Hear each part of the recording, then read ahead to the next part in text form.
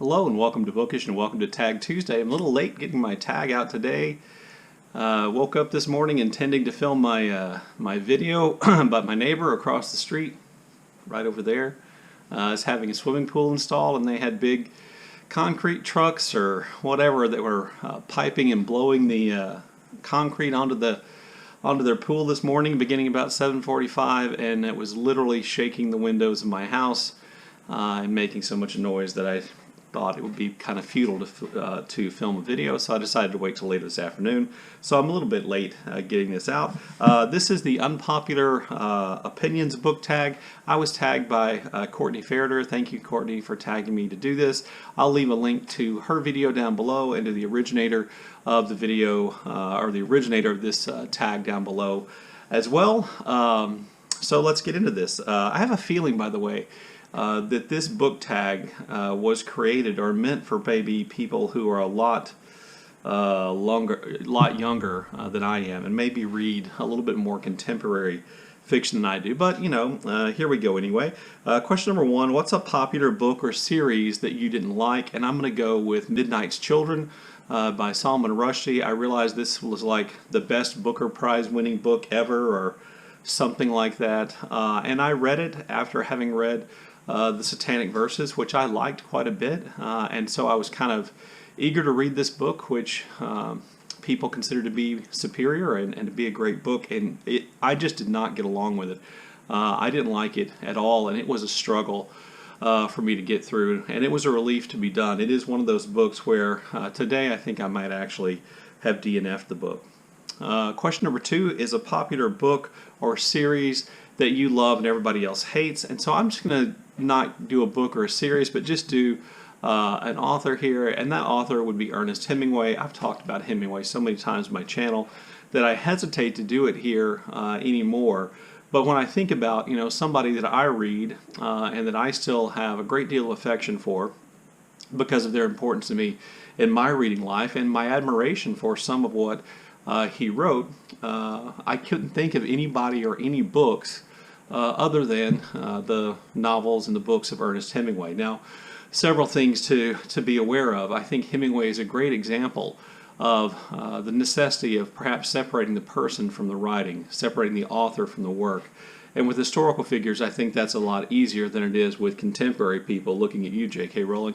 But with Hemingway, you know, I think Hemingway was so overtaught and so overemphasized and became such the idea of the American novelist that there was a natural backlash against him. Some of it deserved, some of it not deserved. And as a result, I think Hemingway is one of those authors that lots of people love to talk about hating. And I'm not going to defend all of Hemingway's work. Some of it is really bad. He clearly wrote well after his drinking and his head injuries and his lifestyle and his ego kind of robbed him of some of what I think was his real ability as a writer. And I also say that on the whole, I think Hemingway is a much better short story writer than a novelist, but The Sun Also Rises, Farewell to Arms, and For Whom the Bell Tolls, I think are solid novels, and The Sun Also Rises is usually one of those books I list as my favorite novel because of nostalgia. Prop number three is to name or to talk about a love triangle in a book where one of the characters ended up with one of the people, and you didn't like the people they ended up with. That's not exactly how it's phrased, but let me look on my phone here. Love triangle where the main character ended up with someone other than you wanted them to. So again, this is kind of a difficult thing for me. I don't read a lot of books, I don't think, where there are a lot of love triangles, even though there are probably more than I think there are. But I would say here that I'm going to go with the tenant of Wildfeld Hall, Helen Huntington, her husband Arthur, and Gilbert form the love triangle, even though separated over time. And Helen ends up with Gilbert. I think Helen Huntington is one of the great under-admired characters in Victorian literature, and maybe in literature altogether. I just think she's great. I'll be honest with you, if this were that asked me the question today and I was thinking about it, a character that I developed a crush on, Helen would be it. And her husband, Arthur, is just terrible. And so it's good that she's not with him, but I just didn't think Gilbert was anywhere near worthy of her. So I would have preferred Helen just to go on living her life as an independent artist, supporting herself and her son without marrying herself to the kind of goofy and, in my personal opinion, kind of useless Gilbert. Let's see. Question number 4, prompt number 4 is a popular genre you hardly ever reach for, and I'm just going to say that all genres, except for general fiction, if you prefer, we can call it literary fiction, detective stories and spy stories, those are my genres of fiction, and I hardly ever read outside that. Now, this year I did kind of try to create a project where I would read outside my comfort zone. A lot of people have been doing that, and so I have read a romance. I'm going to try to fit one more in. I have read 2 sci-fi books. That was okay. I read 1 fantasy book. I want to fit one more fantasy book in this year. I read a graphic novel. I probably need to get one more of those in. And I read a YA novel. And if I can combine the YA and the romance, that's probably what I'm going to do, because the romance and the YA novel I read really didn't inspire me to continue on. But if there was a single genre that I hardly ever reach for, in the sense, and using hardly is in the context of never reach for, it would be YA fantasy. I don't think I've read a YA fantasy since I was YA or pre-YA. Anyway, and I'm not running anybody who reads those things down. They just don't appeal to me. And I forgot also, I hate dystopian novels. I just don't enjoy dystopian novels at all. I don't know. They just seem a little too grim, and I think they have a tendency to not stand the test of time very well. I guess you can come at me with your 1984 George Orwell stuff if you want to right now, but I just don't think they have. I have a tendency to think they don't hold up very well.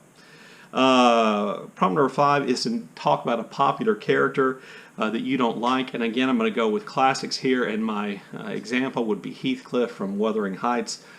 He is a terrible, awful person, and yes, his life may have made him that way, but he just does awful things. And I'll just point out, he kills a dog, and he kills a dog out of spite, and therefore he will always be a character that other people seem to like for reasons I don't understand, but which I hate. Prompt number 6 is a popular author you can't get into. Again, because of what I read, I'm not sure I read a lot of contemporary popular fiction. So I'm going to go with one of my old standbys from the classics, and that's Thomas Hardy. Thomas Hardy and I have a contentious relationship in which he doesn't like me and I don't like him. I did read Far from the Madding Crowd last year for Victober, and I will say that I liked it, or at least I didn't hate it, but I didn't like Tess, I didn't like Jude the Obscure, I didn't like Return of the Native. I don't really like Thomas Hardy's poetry, so I'm just going to say that it's Thomas Hardy. And again, I know there are a lot of Thomas Hardy fans out there, so feel free to come at me about that if you choose. Prompt number 7, a book trope you're tired of reading. Again, my problem with questions that talk about book tropes is that, as we're all aware and have heard a million times, there are only so many different plots of books there can be, and those plots kind of determine character development. But what I would say is that I don't really like novels about people who, and it's not very many novels probably, novels about people who are relatively happy and then change, and when they change to kind of fit with the whole rest of society, they become more happy. Those kind of things bother me. It's one of the things I admired so much about Leonard and Hungry Paul by Ronan Hession, which I read in March of this year, is the characters do change, but they don't change who they are to achieve greater happiness.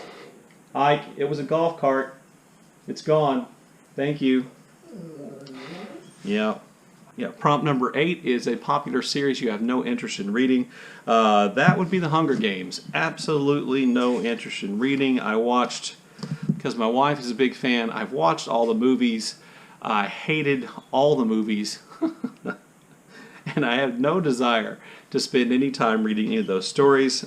They just aren't for me. Again, notice they're kind of YA, and they're definitely dystopian, and therefore there's not something I'm interested in. Prompt number 9 is a TV or movie adaptation of a novel you thought was better than the book.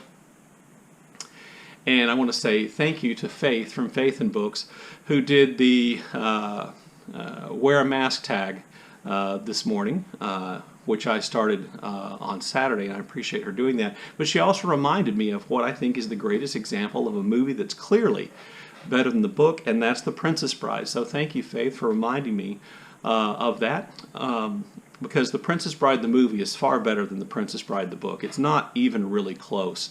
That adaptation made that story far more charming and far more entertaining than the book could ever hope to be. So I wanted to make sure I mentioned that, and again say thank you to Faith. Prompt 10 is to tag people. This is a tag that's been going around for a little while, I think, and so I'm just going to tag anybody who wants to do it. Please do the tag, particularly if you're an old or young curmudgeon like me, and there are all kinds of things you don't like and all kinds of opinions you have which may be unpopular. Please feel free to do the tag, and I look forward to those. I'll leave links to all the channels I mentioned in this video below. Look forward to your comments, and as always, thank you for watching.